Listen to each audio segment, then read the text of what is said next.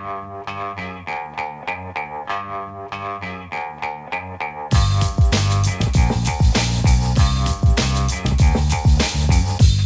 the Brian Lehrer Show on WNYC. Good morning again, everyone.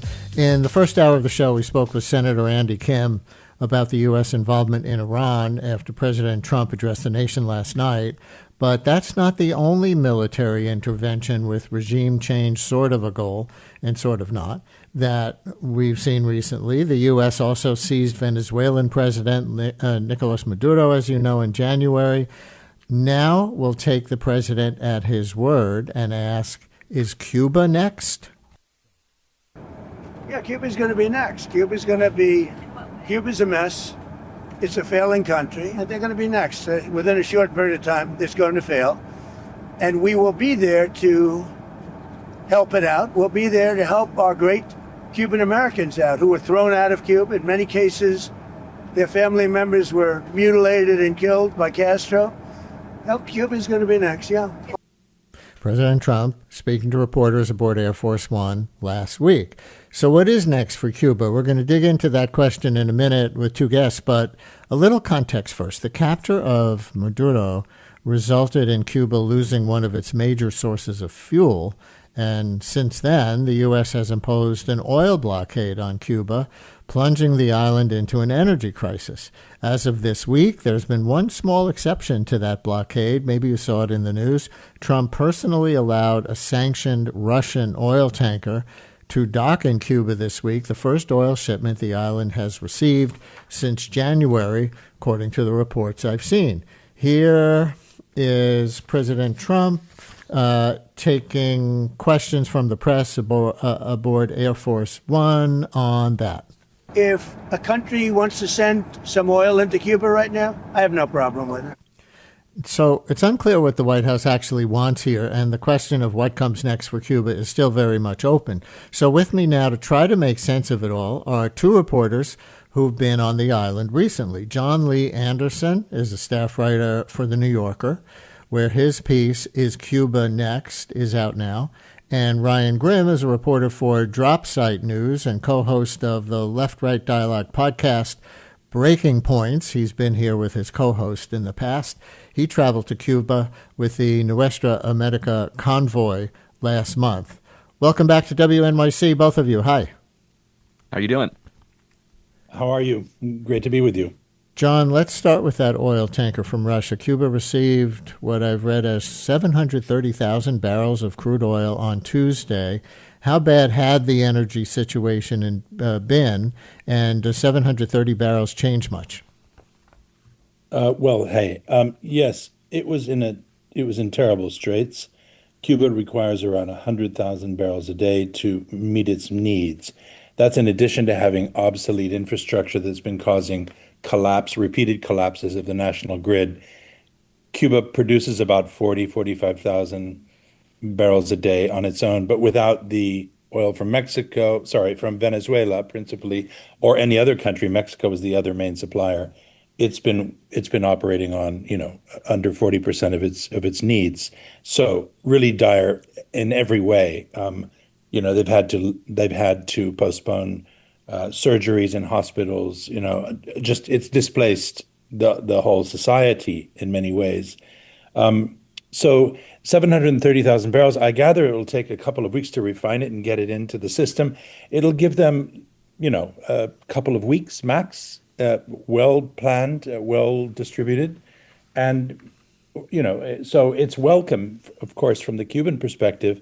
It leaves pretty much everybody, I think, head scratching as to why Trump has changed his mind about cutting off the island from energy supplies. So a couple of thoughts on that. One is that perhaps he owed a favor to Vladimir Putin, I guess, because he could have allowed the Mexican tankers to come through, or from those from any other country that wanted to help Cuba. It is, I think, noteworthy in light of everything else going on. It's the narrative in the media was very much focused on the humanitarian disaster that this blockade was causing, and perhaps this is a way to wrest back the narrative about, rather than the kind of bullying American superpower beating up on a little country, suddenly now it's, out of the goodness of the heart of Donald Trump that Cuba is now receiving oil. And again, so that's kind of A and B to that is the B Right. is it's clear that the U.S. wants to be seen as the as the main provider for Cuba, that Cuba's destiny lies in Americans' hands, and So thus before give it negotiations. Before we bring in Ryan, here's a clip of Secretary of State Marco Rubio speaking with reporters on the tarmac in Paris last week, referring to what people have been describing as these blackouts in Cuba as a result of the blockade that he's going to deny exists. Everybody talks about these blackouts. Cuba's been having blackouts all of last year, all the year before. There isn't a naval blockade surrounding Cuba. The reason why Cuba doesn't have oil and fuel is because they want it for free. And people don't give away oil and fuel for free on a regular basis, unless it was the Soviet Union subsidizing them or Maduro subsidizing them. They just don't do it. So, Ryan Grimm, Rubio says there's no naval blockade and Cuba just wants oil for free. You were just there. What do you make of that? It's just a flagrant lie, which is, I don't know. There's something almost shocking about how blatant a lie that is. Cuba, it's true that Cuba is extremely poor, and I suppose anybody would prefer free things to having to pay for things, but Cuba is willing to pay for oil. If that's truly Marco Rubio's position, and Trump's position is, if he's going to maintain the position that they're not blocking oil shipments, then let's see them do it. Let's see them allow Mexico, or Venezuela for that matter, although that has that has other issues. Let's see it. Like let them buy oil. It's just a lie. Like the U.S. is blocking the U.S. This is not based on some anonymous sources or something. They issued an executive order or a declaration saying that if any country sold oil to Cuba, that they would be punished by the United States because, Cuba, this whole litany of nonsense, Cuba is like harboring Hezbollah and Hamas and, other completely bizarre allegations. So it's just, I don't know how else to say it. It's just a lie. Ryan, you were just in Cuba, as I said, with the Nuestra América Convoy. That convoy resulted in some pretty harsh coverage by some U.S. media outlets. CBS's outlet, the Free Press, or I should say the Free Press, which is run by Barry Weiss, is now the CBS editor-in-chief, labeled participants Cuba's useless idiots. And their argument is that the left is providing propaganda for an authoritarian government. So how do you separate your participation as a journalist from the advocacy work of the convoy, if you do it all? And what's your response to the assertion that you're giving cover with your reporting to an authoritarian regime? Right. I would describe, I guess, the Free Press as running CBS News at this point. The main criticism was kind of an old one that there was hypocrisy because the hotel where a lot of the journalists and others who were there, activists and others, stayed, maintained its access to energy through its generators, while a lot of other people lost access to it, as if that is somehow like a policy kind of dictated by the journalists. The U.S. in February, and as Jon Lee Anderson wrote about in his piece, over the previous decades, has put in place a policy that makes it such that it is much easier for the private sector in Cuba to get access to fuel. In February, they implemented this policy that said it was legal for other countries to sell oil to Cuba as long as they sold it to private companies. They could not sell it to the government. And so the obvious result of that is that things like hotels have easier access to fuel than things like hospitals, which are connected to the government. So I agree with them that it's wrong that a hospital wouldn't have access to fuel while a hotel would. So I would expect them then to take the next logical step and say that the policy that produces that result is wrong. And as for the trip, I paid my way. It's not as if they paid us. There was a charter flight and a hotel, and we paid for the expenses of that, and otherwise, organized our own interviews and such.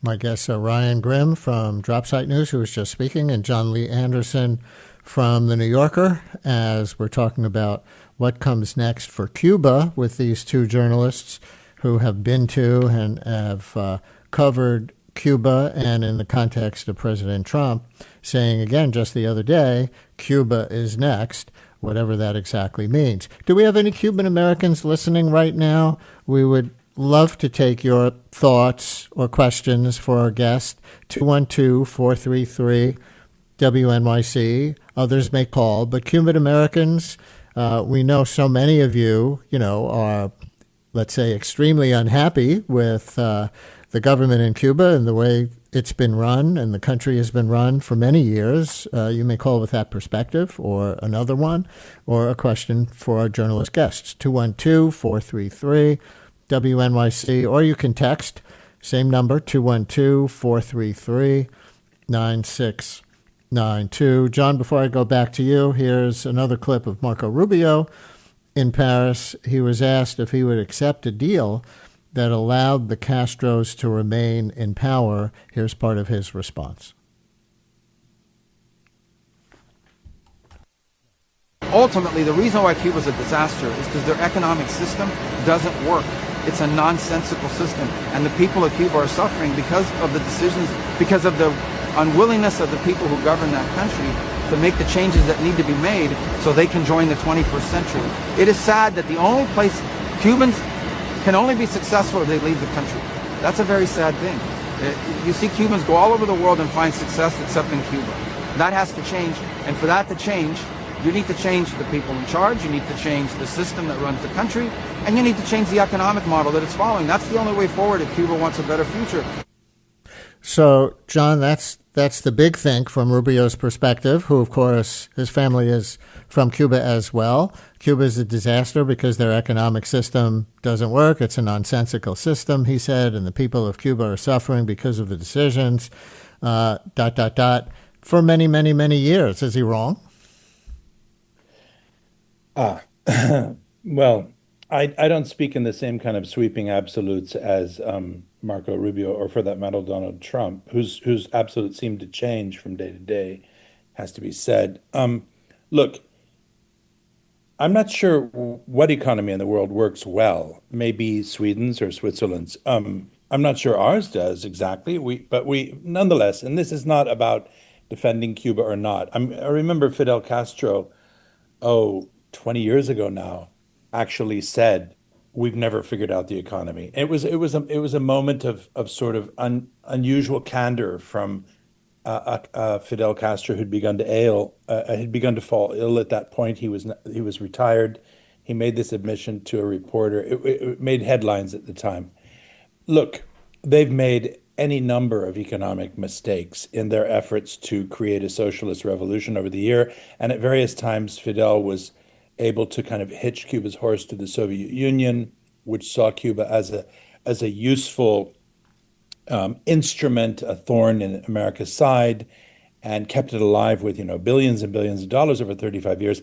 Then the Soviet Union collapsed. There was a period of penury, and until Hugo Chavez came along from oil-rich Venezuela, and another 15 years or so of oil and finances went to Cuba from Hugo Chavez, who regarded Fidel as a kind of father figure.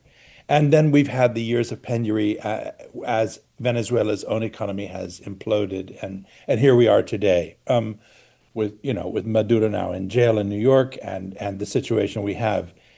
Have they mishandled the economy? Yes, at different times. Have they tried to reform it at different times and open it up and make it a more conversant, fluent economy that reflects the kind of changing times and aspirations of Cubans?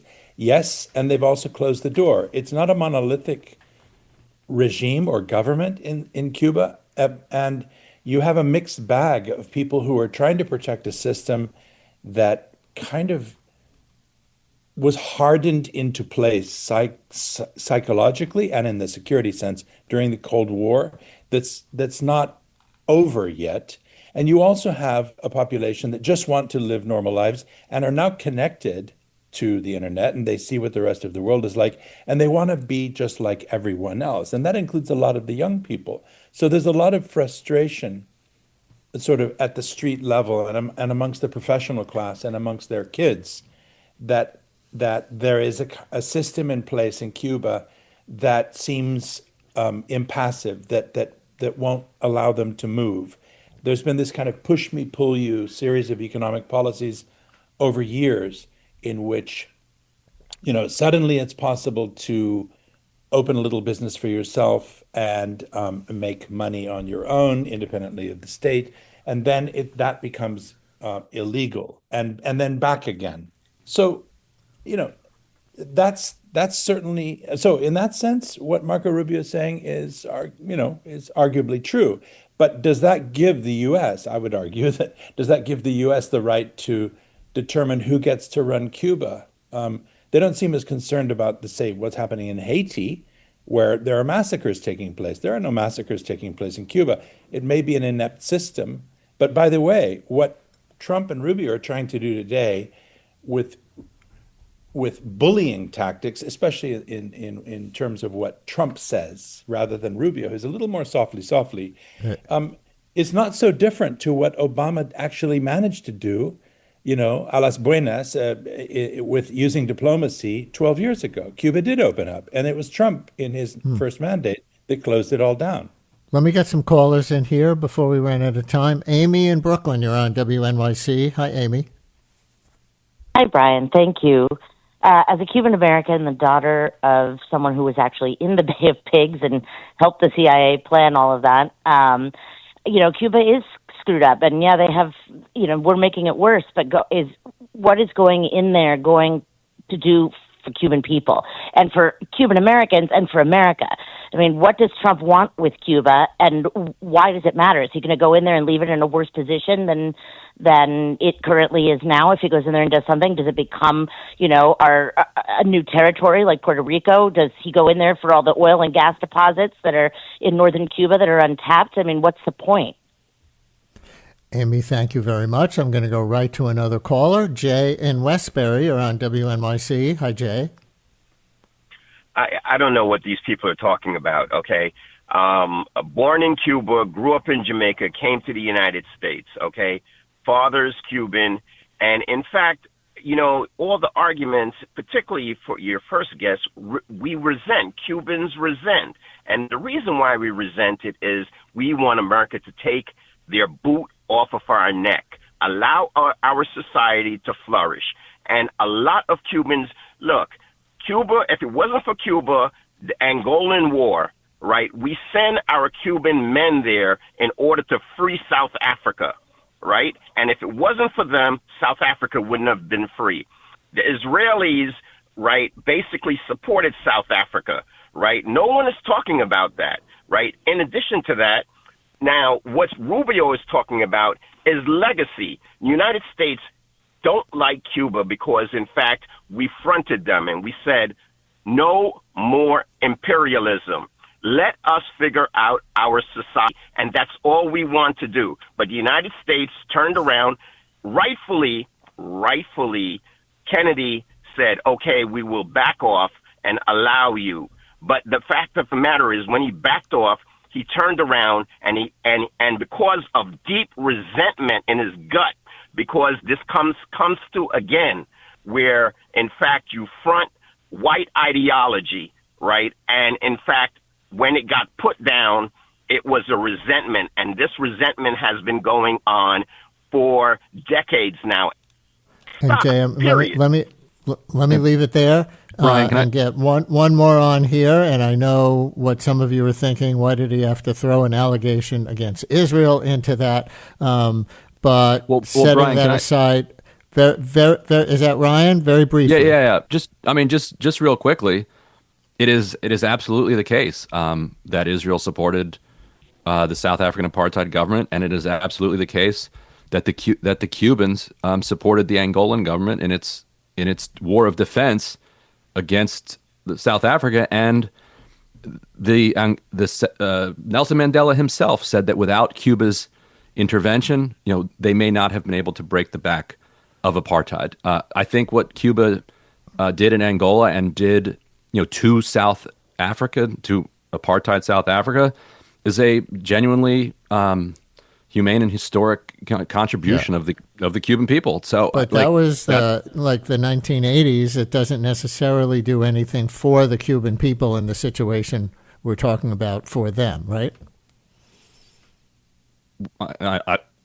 It's a fact. It happened. It's something that doesn't get talked about much, and good for them. Fair, all right, fair enough. And one more, Manuel in Wesley Hills, New York. You're on WNYC. Hello, Manuel. Hi, Brian. How are you?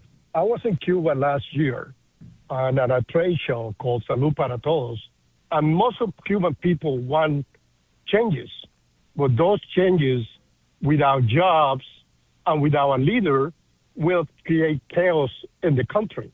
That is what I want to say. God bless America. That's all.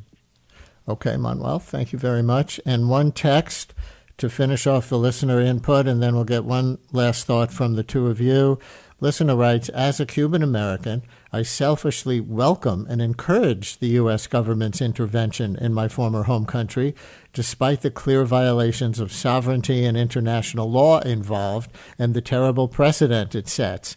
Maybe it goes to show how self-interest can blind you from objectivity. Very interesting two-part thought there from that listener, Jon Lee Anderson. So where do you think Trump is headed with this when he says Cuba is next?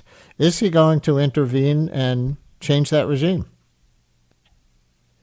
From what I understand, it's very much on the agenda that they want to see this change. It was a kind of foregone conclusion that, given the fact that this is a Florida-based White House and Rubio and other Cuban Americans are prominent in it, that this would be, that Venezuela and Cuba would be high on the agenda, and we've seen that it is. So I don't know that they have a clear idea, much as I don't know that they have a clear idea of what they're doing in Iran. I don't think they're entirely certain of how to proceed in Cuba. I think they thought that, they're on the ropes, as we hear from Trump, therefore they'll negotiate if we asphyxiate them. It's like coming across a man already on, oxygen in an ICU. You squeeze the tube, and when he begs for you to, take your hands off, you say, okay, but what are you going to give me in return? And that's kind of what they've done until now.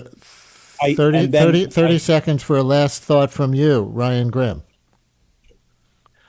30 seconds. I don't think on the same question. What do you think Trump really means by Cuba is next? I agree with Jon Lee Anderson that I don't know if Trump knows what he means. And I don't think he knows what he's doing in Iran either. And so, he presents that as like this 12D chess, I think they called it in Axios yesterday, which keeping everybody off guard. I think he has no idea what he wants. Ryan Grimm, reporter for DropSite News and co-host of the podcast Breaking Points. Jon Lee Anderson, staff writer at The New Yorker. His latest piece is titled, Is Cuba Next? Thanks, both of you. Thank you very much. Thanks a lot. Thank you.